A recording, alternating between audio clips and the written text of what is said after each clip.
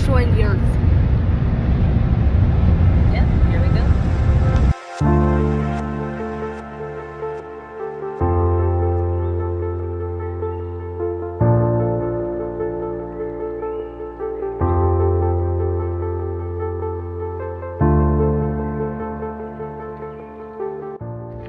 We made it. We're at Mont Saint Michel, and it's absolutely beautiful. It's the only thing out here, and it just looks so amazing.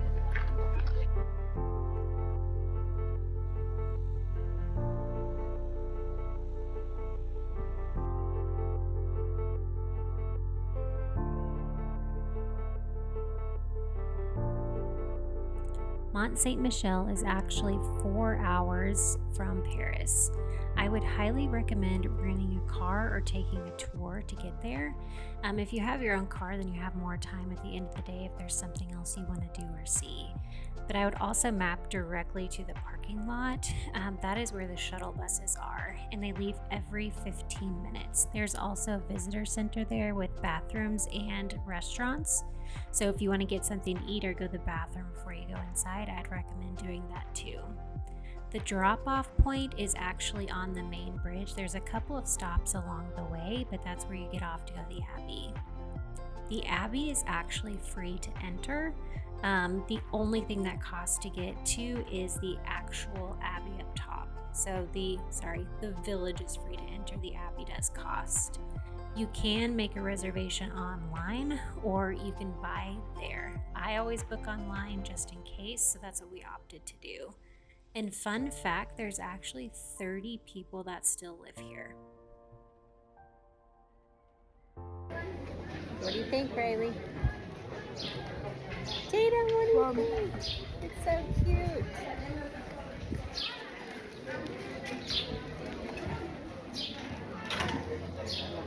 I got my coffee, so I'm good. Me too, finally.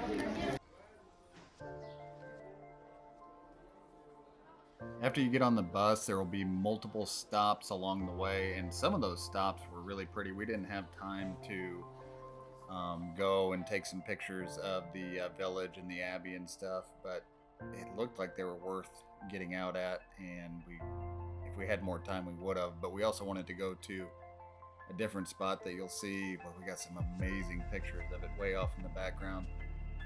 The last stop is on the bridge. We got there at low tide and we left at high tide, so it was pretty cool to see how fast the tide of the English Channel came in and out. But once we got in there, right as we got in there, there was food if you need a snack before. A lot of walking around that place, lots of stairs, lots of things to see, and I would venture to say we didn't see half of what that place had to offer. We got there, afternoon, and stayed until the last bus picked us up and took us back to the parking lot, and we got some amazing shots at sunset. Cost to enter the Abbey is 10 euros and kids under 17 are free. You can make a reservation online, which we opted to do, or you can purchase them there. And like I said earlier, the commune or the village is actually free to enter. It doesn't close either, so if people are staying here and they want to leave and venture out, they are definitely free to do that. It won't close on them.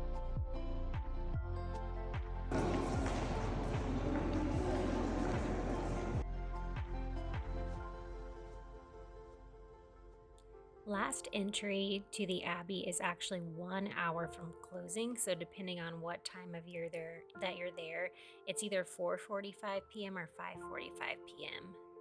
It takes about an hour and a half to get through if you're walking slow or walking with children. If you speed through, it's about an hour. There are 2 gift shops on the grounds and restrooms, but there weren't any restaurants that we came across whenever we were there. No pets are allowed in the Abbey, but you can definitely take them into the village, so just keep that in mind if you travel with your pets. Walking is very challenging there. There's tons and tons of stairs, so if you have any trouble walking or you have to have assistance walking, just please keep that in mind. I didn't see any elevators at all, but I could have just missed them. The best part of the Abbey to me was there was this massive sled that they had built to bring supplies up to the very tippity top of the Abbey, and it was just really, really cool. I really enjoy history, and I really liked that. The other thing that I really enjoyed was the views. The views off of the Abbey or outside of the Abbey, and then also the city walls, they were just unmatched. And the Abbey was built in 708, and that's just crazy to me. Like, how cool is that?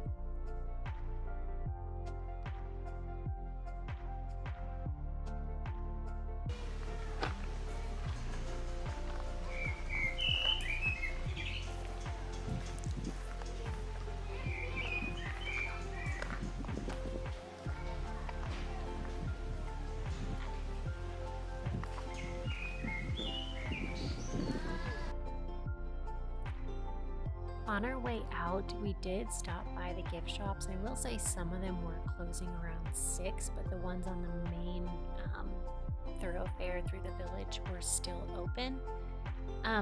One benefit of having your car is just being able to take your own time. And so we really enjoyed that and took advantage of it and hung out in the village and walked along the city walls and just really kind of enjoyed time there.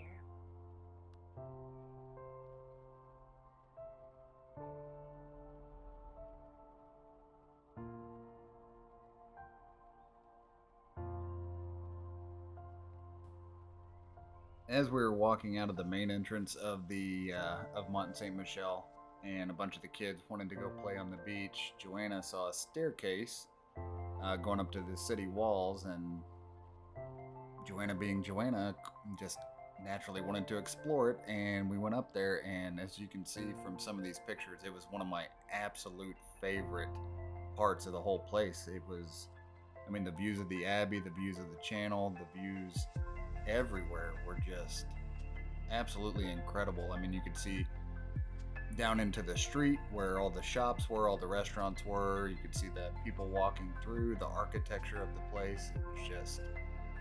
It was a great little side quest that we went on, and it was definitely worth it.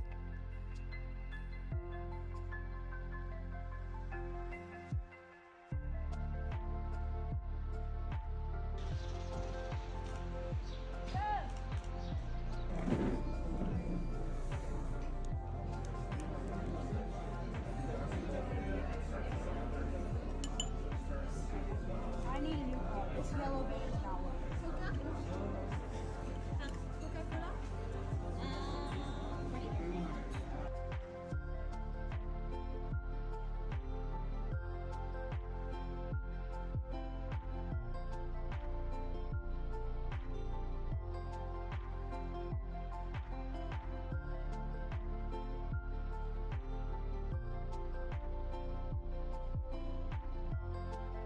So I had found this photo spot on Instagram, and it was outside of the Abbey, and so we were really searching for it because we didn't have the exact location, but we did find it, and it was actually in a sheep field. So we actually had to climb a fence to get there. I hope that was okay. But we had these absolutely beautiful, breathtaking views of the Abbey in these massive fields, and it just was awe-inspiring. I loved it. I will link the location below so you guys can hopefully find it on your trip. I would also recommend trying to get closer. We were really close to sunset and couldn't really go closer, but had we have found it earlier in the day, we would have. But that's all I've got for you today. I hope that you guys enjoyed this, and as always, like and subscribe if you find our information useful, and catch up on our France vlog series here.